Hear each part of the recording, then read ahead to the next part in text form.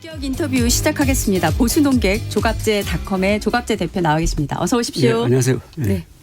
자, 국민의힘 상황이 시시각각 요동치고 있는데 오늘 일정을 보니까 일단 오전에 최고위원회가 있고 그 다음에 이제 의원총회가 있다고 하더라고요. 일단 최고위에서요. 한동훈 전 대표에 대한 그 윤리위원회 제명 결정 의결될까요?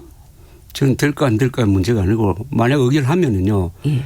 그건 스스로 위헌정당 되는 겁니다.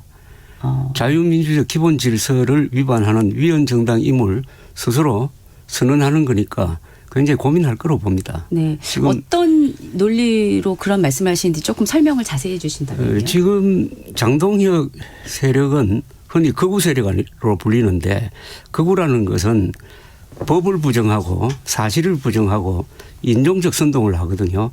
여기에 딱 맞아요. 이 사람들이. 부정선거 음모론 그리고 불법 계엄을 오랫동안 비호했고 그게 핵심적인 자리에서 역할을 했던 사람이 당무위원장이 되고 그다음에 윤리위원장 그리고 최고위원 이런 사람들이 저는 작당이라는 표현을 쓰는데 네. 작당을 해가지고 새벽에 무슨 김일성 남침하듯이 그걸 무슨 급한 일입니까 그게. 그래가지고 사람들을 놀라게 만들었는데 제일 중요한 것은 제명 사유입니다. 사유가 어제 두 번 바뀌었어요. 네. 제일 처음에는 당원 게시판 글을 한동훈이 썼다고 했다가 나중에는 두 분 다 수정을 해가지고 마지막에 한동훈 썼다는 말은 사라져버렸어요. 네. 두 번 수정을 하니까. 네. 한동훈 가족이 쓴 것으로 보인다. 이렇게 돼버린 거예요. 이러면은 제명 사유가 없어져 버렸어요. 가장 중요한 게 그거 아닙니까? 우선 객관적인 사실로는 한동훈 전 대표는 당원 게시판에 가입한 적이 없어요. 쓴 적이 없어요.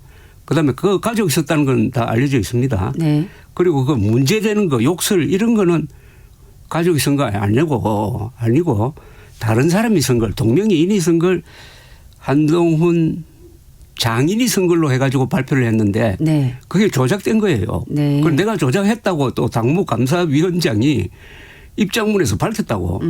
왜 그렇게 했느냐 하니까 이렇게 하면은 그 장인 쪽에서 무슨 반응이 있을 것이다. 반론을 듣기 위해서 했다라고 고백한 게 있습니다. 그러니까 완전히 허위 사실에 기초해가지고 보통 사람도 아니고 특히 계엄을 막은 사람, 계엄 막는데 앞장섰던 사람을 지금 제명하는 것 아닙니까? 네. 그렇다면 이 자체가 저는 제2의 계엄 사태라고 봅니다. 그러니까 윤석열 잔존 세력인 장동혁 그룹이 허위 사실을 만들어 가지고 계엄을 막는 데 앞장섰던 한동훈 전 대표를 제명한다. 자, 여기에 국민의힘이 따라갈 거냐. 저 국민의힘 의원들과 당원들이 따라갈 거냐. 국민의힘 의원과 당원들이 결정해야 돼요. 최고위 의결은 그래서 의미가 없다는 말씀이시군요. 최고위 의결은 될 거라고 거의 보시는 거죠, 그러면은. 그런데 된다면은 네. 아까 저 서두에 만약 된다면은 네. 전 될 가능성이 현재로 높다고 보더라고요. 네. 난 그 정도로 이성을 상실할까 하는 그런 생각이 들어가지고 제가 좀 여유를 두는 건데 그렇군요. 만약 된다면은 그때부터 일어날 사태는 이것은 국민들이 들고 일어나든지 아니면은 대한민국을 수호하는 헌법을 존중하는 세력이 여야를 떠나서 좌우를 떠나서 들고 일어나 가지고 장동혁의 국민의 힘을 응징을 해야 됩니다. 그 방법 하나가 위헌정당으로 해산하는 방법도 하나예요. 제가 지금 설명했던 이런 일이 가능합니까 이게? 공당에서 있습니까? 그리고 이런 일을 할 때는 반드시 당사자의 소명을 들어야 될 것 아닙니까? 소명은 없었죠. 안 듣고 왜 새벽에 네. 하느냐 이거예요. 새벽에 하는 것은 전쟁할 때 기습하기 위해서 하는 거 아닙니까? 그리고 도둑이 새벽에 설치는 것하고 마찬가지 아닙니까? 이 사태가 어제 한동훈 전 대표가 제2의 계엄 사태니까 내가 맡겠다고 하는 것도 네. 그날 정확한 표현이라고 보고 네. 아주 재밌는 현상이 네. 어제 민주당이 지금 한동훈 전 대표를 공격하는 것이 아니라 장동혁 대표를 공격합니다. 네. 그러니까 이게 12월 3일 상황으로 가버렸어요. 24년 12월 3일. 그러니까 24년 12월 3일에 그때 어떻게 됐습니까? 그러니까 윤석열 세력과 대한민국을 수호하는 세력이 갈렸잖아요. 그래서 그때는 한동훈, 이재명 두 사람이 손잡고 계엄령 해제 결의를 했잖아요. 그 상황으로 돌아간 것은 헌법을 기준으로 행동을 하면 이렇게 된다는 거죠. 네. 이게 지금 장동혁 대표는 어제 백브리핑에서 윤리위 결정을 뒤집을 생각이 없다고 이미 말을 했거든요. 장 대표가 이미 윤리위 결정을 받아들인 것을 사실 거의 결심한 거 아니냐. 이제 이런 해석을 이 발언 때문에 지금 하고 있는데 대표님 보시기에 장동혁 대표가 왜 이 시점에서 이렇게 윤리위를 그렇게 5시간 회의하고 또 해서 소명 절차도 없이 결정을 하고 왜 이렇게 하고 있다라고 생각하세요? 첫째는 윤석열 전 대통령에 대한 충성 표시죠. 장동혁 지지 세력이 극우파라고 불리고 친윤석열 세력으로 불리는데 결국 윤석열 잔존 세력이에요. 그러니까 하필 윤석열 씨가 사형 구형을 받는 타이밍에 이렇게 한 것은 우리는 한동훈에게 이런 식으로 복수를 해가지고 충성을 다짐한다는 그런 표시 아닐까요? 누구에게 보여주기 위해서요? 윤석열에게. 윤석열 전 대통령에게. 네. 그래서 아마 그쪽 세력은 어제 한참 기분 좋았을 겁니다. 그리고 두 번째는 네. 이거는 지방선거 승리를 포기하는 거예요. 그거는 좀 무슨 아닐까요? 한동훈 지지 세력이 굉장히 네. 많잖아요. 한동훈으로 대표되는 합리적 보수 세력이 이렇게 하면은 떨어져 나가지 않을까요? 아니 적전분열 아닙니까 지금? 그걸 왜 하겠어요? 지방선거를 포기하더라도 국민의힘은 극우 세력, 윤석열 잔존 세력이 당권을 잡는다, 헤게모니를 잡는다. 이게 목표입니다. 제가 이제 다른 분 얘기를 좀 인용을 하겠습니다. 김재원 최고위원은요. 윤리위 결정이 윤석열 시대가 당에서 정리되는 과정이라고 말한 걸로 보도됐고요. 홍준표 전 시장은 한국 보수 진영을 나락으로 몰았던 정치검사 2명이 동시에 단죄를 받았다 이렇게 말했습니다. 제가 보기에 이 두 분의 말을 보면은 지금 윤 전 대통령하고 한 전 대표를 같은 세력으로 묶어서 결별할 세력으로 이렇게 정의 내린 것 같거든요. 그건 홍준표 전 대구시장이 항상 하는 그 프레임인데 네. 정치검사라는 저 프레임으로 한동훈, 윤석열을 묶는 것 아닙니까? 정치검사 출신은 맞다고 볼 수 있어요. 그러나 12월 3일을 계기로 해가지고 완전히 갈려버렸잖아요. 12월 3일 계엄에 찬성할 거냐 진압할 거냐의 입장에서 한동훈 씨는 역사적 결단을 한 거예요. 네. 그 결정이 옳았어요. 네. 그리고 이걸 가지고 무슨 윤석열 시대를 끝낸다? 그건 말장난이고 윤석열에 대한 충성맹세라니까요. 충성맹세. 충성맹세다. 네. 어제 그 일로 좋아할 사람은 윤석열 세력이고 윤석열 파고 그 윤석열 파는 불법 계엄과 부정선거 음모론으로 대한민국을 일대 혼란에 빠뜨리고 특히 이번에 최후 진술에서 저는 윤석열 이제 전 대통령도 빼고 피고인이라고 불러야 되는데 네. 윤석열 피고인이 하나는 할 줄 알았어요. 그건 뭐냐. 네. 계엄에 대해서는 자기 논리대로 옹호를 하라 이거예요. 그거 하나. 그러나 거짓말을 했다는 것은 고백을 해야 되는 거 아닙니까? 거짓말. 그 거짓말은 네. 한국은 세계에서 가장 공정한 선거를 하는 나라입니다. 그걸 부정선거로 몰았잖아요. 그래가지고 우리나라 역사상 처음으로 군대를 국회로 보내고 선관위로 보냈잖아요. 여기에 대해서는 내가 사과한다. 내가 잘못 판단했다. 내가 극단적인 유튜브 너무 많이 듣다가 나도 착각을 했는데 부정선거는 없었다. 그리고 내 말을 믿고 부정선거론을 믿고 있는 사람들에게 죄송하다. 생각을 거두어 주기 바란다. 이 정도 이야기해야 되는 거 아닙니까? 이거는 사실의 문제잖아요. 그죠? 그거 안 했잖아요. 그럼 영원히 저는 영구적으로 윤석열이라는 사람은 사회로부터 격리되어야 하는 사람이라고 봐요. 네. 영구적으로 격리시켜야 됩니다. 네. 왜냐 위험이 있는 문제예요. 아직도 윤석열의 영향을 받아가지고 부정선거 있다고 설치는 사람들이 국힘당의 주도권을 잡고 한동훈을 제명한다는 것은 윤석열이가 위험한 존재라는 겁니다. 감옥에 있다고 안전한 게 아니에요.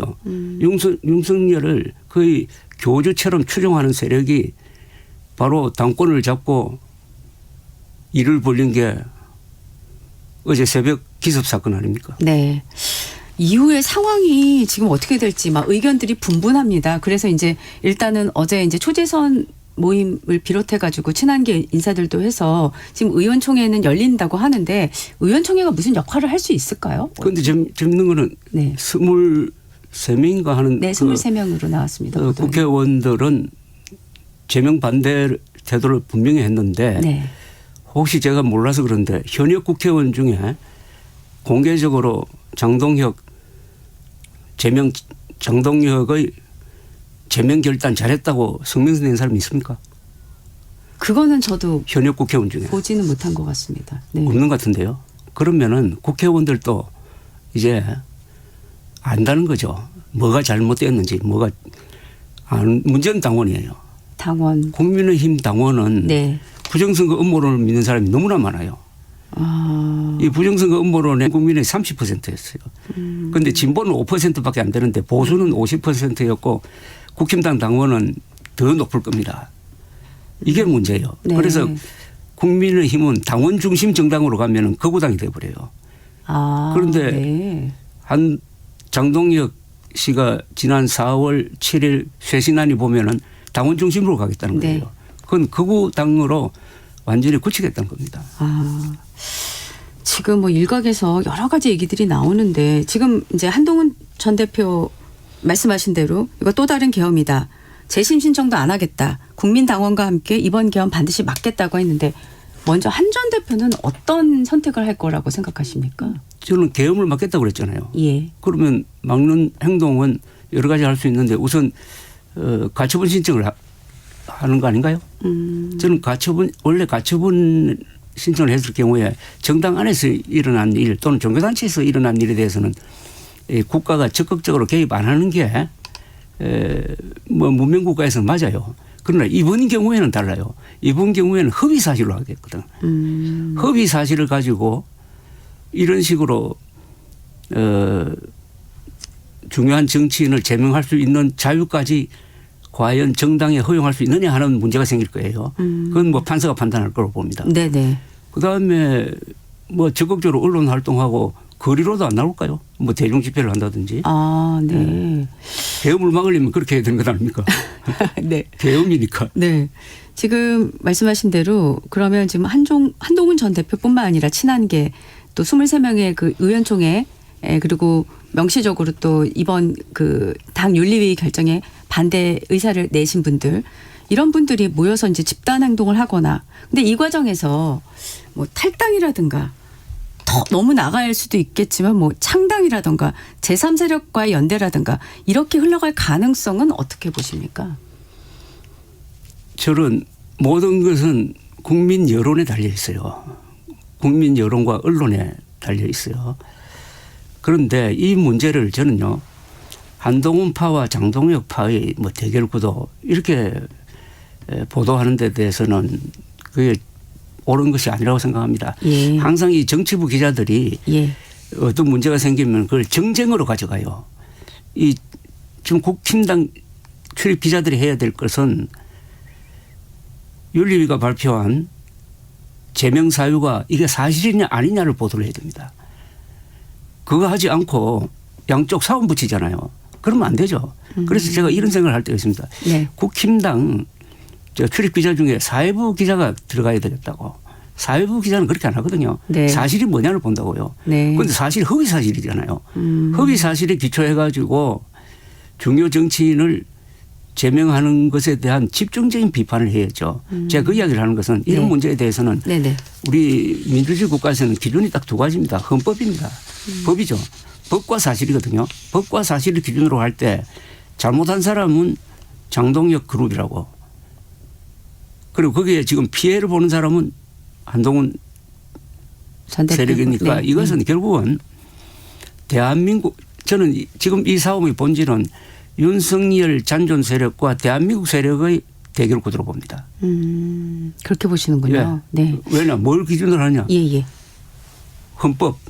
헌법을 무시한 그리고 사실을 무시하고 선동하는 세력 장동혁 세력 헌법을 지키려고 했던 그리고 사실을 지키려고 하는 한동훈 세력 이렇게 본다면은 기본적으로 장동혁 대 한동훈으로 보이지만은 그것은 윤석열 세력 대 대한민국 세력의 대결이고 12.3 비상계엄의 본질은 대통령이 대한민국을 공격한 겁니다. 그러니까 대한민국이 거기에 대한 자위수단으로서 헌법을 동원해 가지고 헌법의 칼로서 지금 윤석열 반역 세력을 응징하고 있는 거죠. 제가 그 권영세 의원이 올린 글을 보니까 권영세 의원 같은 경우에는 이번 그 결정은 좀 과도하다라는 얘기를 하면서 한동훈 전 대표도 당 절차에 들어와서 좀 소명해라 뭐 이런 얘기도 하던데 이런 의견에 대해서는 어떻게 생각하십니까? 아니 소명하라는 그 문자 메시지를 뭐 12일 보냈다고 그러는데 출처불명으로 보내가지고 자기도 한동훈 씨도 나중에 알았다는 거 아닙니까? 그건 소명 기회를 안 준 거지. 네. 예. 자, 장동혁 대표가 아까 이제 언급을 하셨어요. 새신안도 내놨고 뭐 새신안에 여러 가지가 있었습니다. 자, 5달도 지방선거 안 남았는데 지금 이미 대표님께서는 지방선거는 그냥 포기했다라고. 당권이 목표입니다. 네, 당권이 유지가 목표라고 목표지. 얘기하셔가지고. 정권 뭐 탈환 같은 거는 아무 관심이 없어요. 그러면 지금 개혁신당 이준석 대표하고 만났지 않습니까? 특검법 매개로요. 이거는 어떻게 보십니까? 그건 저 제명사태 이전에 있었던 거예요. 예, 제명사태 이전이죠. 네. 그건 뭐 전술적으로 손잡는 거는 네. 그건 뭐 정치이니까 할 수 있는 거죠. 네. 그러나 전략적으로 뭐 선거 연대를 한다든지 하는 것은 불가능할 거로 보고 장동혁 이준석은 장동혁 한동훈처럼 아주 많이 다른 사람 아닙니까? 이준석 대표야말로 가장 먼저 부정선거 음모론과 싸웠어요. 그리고 가장 먼저 윤석열을 비판했던 사람입니다. 그러니까 이준석 한동훈이 맞아요. 그런 결론은.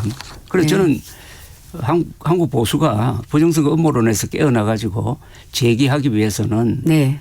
기수가 있어야 되는데 보수의 구명정 같은 역할을 할 사람이 한동훈, 이준석 두 사람이라고 생각을 하고 있습니다. 지금도. 네. 그러니까 두 사람 사이의 연대와 또는 경쟁 뭐 이런 거는 의미가 있는데 한동훈, 이준석은 뭔가 어색해요. 그렇지만은 네네. 그 뭐 특검법 그 관철 네. 그 하나로서 뭐 한정한다면은 네. 그걸 난 비판할 수가 없다고 네. 생각합니다. 예. 선거를 연대로 해서 장동혁 대표의 국민의힘과 개혁신당이 빅텐트 할 가능성은 없다고 봅니다. 없다고 보시는 거죠. 그러니까. 네. 나눠줄 자리가 없어요. 나눠줄 자리가 없습니까? 수도권에서는 국민의힘 도움 받아가지고 당선될 자리가 없고 네. 있다면은 저기 있어요. 저 경상도에. 경상도 중에서 특히 대구 경북에 그 자리 많거든. 거기는 이 장동혁 세력이 지금 밀고 들어갈 거로 판단되는데 네. 거기서 아마 큰 소란이 있을 겁니다. 네. 극우파와 거기 기존 세력 사이에 자리 다툼이 대구 경북에서 벌어지지 않을까 하는 생각이 듭니다. TK 목장의 결투 같은 거. 지방선거에서 혹시 한동훈 전 대표하고 이준석 대표 개혁신당하고 좀 연대할 가능성은 어떻게 보십니까? 지금은 거기까지는 가기에는 그 중간 단계가 너무나 복잡해 가지고 네. 예. 그건 좀 어렵지 않을까 생각하고 예. 한동훈 전 대표는 새가 있는 사람이에요. 새는 강력한 대중적 지지 기반이 있어요. 네. 팬덤 같은 그런 예. 아주 골수 지지층도 있고 네네. 합리적 보수의 지지를 받고 있고 본인의 능력이 말 잘하고 글 잘 쓰고 행동이 빠르고 특히 법적 그 지식이 뛰어나가지고 론스타 소송에서 네. 7조 정도의 국부를 방어한 그런 실력이 있잖아요. 그러니까 이분은 자기 세를 가지고 이번 선거에서 무슨 역할을 할 거예요. 어떤 역할을 할 걸로 생각하십니까? 글쎄요. 그건 뭐 무소속으로 출마를 만약 제명이 된다면은 네. 무소속으로 출마하는 것도 한 방법이고. 무소속으로 국회의원 재보궐선거인 국회의원이 네, 아니면 그것도 한 방법이라 한 방법이고. 아, 그렇게 생각하시는군요. 한 방법이고 아니면은 네. 누구를 도와주는 그런 역할도 할 수 있고. 네. 어쨌든 가만히 있지는 않을 것 같아요. 가만히 있지는 않을 거죠. 저분이 가만히 있는 사람이 아니더라고요. 네. 부지런해가지고. 근데 이런 질문을 준비해봤습니다. 지금 지방선거가 목전인데요. 지금 새 여론조사를 보면 국민의힘에서 기존에 차지하고 있는 서울, 부산도 지금 녹록치 않다라는 조사들이 나오고 있지 않습니까? 자, 이런 상황에서 오세훈 서울시장이나 박형준 부산시장 같은 이 국민의힘 지자체장들은 어떤 그 고민의 일단을 연초에 오세훈 서울시장이 장동혁 면전에서 털어놓았잖아요. 너무 오랫동안 내가 참았다면서 네. 이렇게 가면 안 되고 통합을 그때 강조를 했는데 거기에 대해서 또 장동혁 그 극성 지지자들이 오세훈 시장을 막 욕을 하고 그랬는데 네네. 그 고민이 깊어가죠. 특히 서울시장, 예. 부산시장 후보. 즉 예. 그 고민은 뭐냐. 장동혁 레텔이 붙은 국민의힘 간판으로 선거운동을 할 수가 있느냐 하는 그 고민에 부닥칠 가능성도 있어요. 네. 그때는 당에 대해서 쇄신을 요구를 하겠죠. 목소리를 높여가지고. 그런 지금, 압박이 네. 당에 가해질 가능성이 있어요. 네. 그러니까 공천 대상자지. 공천 네, 대상자들이 공천 대상. 네. 국민의힘 지금 이렇게 된 국민의힘 가지고 과연 이게 좋은 간판이냐. 아. 마지막에 가면은 국민의힘 간판이 오히려 거추장스럽다는 단계로까지 갈지 모릅니다. 그런 악화되면은, 단계로까지. 이 사태가 악화되면요. 그러면 그 당은 완전히 존폐 위기에 몰리는 건데. 지금 사실 뭐 저도 보도를 접해서 질문을 드리는 건데 지금 뭐 수도권 핵심 지역에서는 후보군이 잠잠하다 이런 말들이 나오는데 지금 예를 들면 경기지사는 더불어민주당에서는 여러분이 지금 출사표 던지거나 곧 던지겠다라고 하고 있는데 지금 국민의힘에서는 얘기가 없거든요. 그러니까 광역지자체장 선거에서 이러다가는 후보도 제대로 내세우기 힘든 거 아니야? 이런 얘기가 나오고 있는 게 지금 모습인 것 같습니다. 이럴 때 정치적 상상력을 발휘해야 되거든요. 예. 코로나로 몰릴 때 정치인들은 정치적 상상력을 발휘합니다. 그게 엄청난 힘이 되는 경우가 네. 우리나라에서 몇 차례 있었는데 예컨대 네. 1987년 6.29 선언입니다.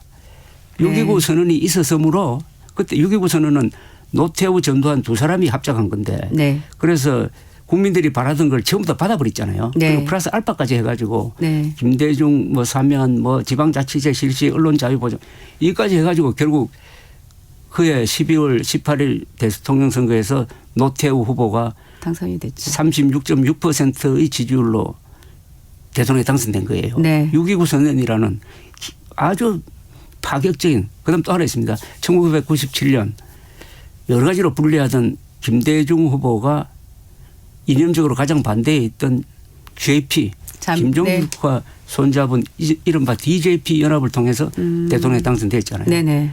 한동훈이라는 표가 많은 사람이잖아요. 그러면 장동혁 대표가 그런 정치적 상상력이 있다면은 네네. 지난 4월 7일 계엄 사과하면서 그 계엄 사과는 이런 뜻입니다.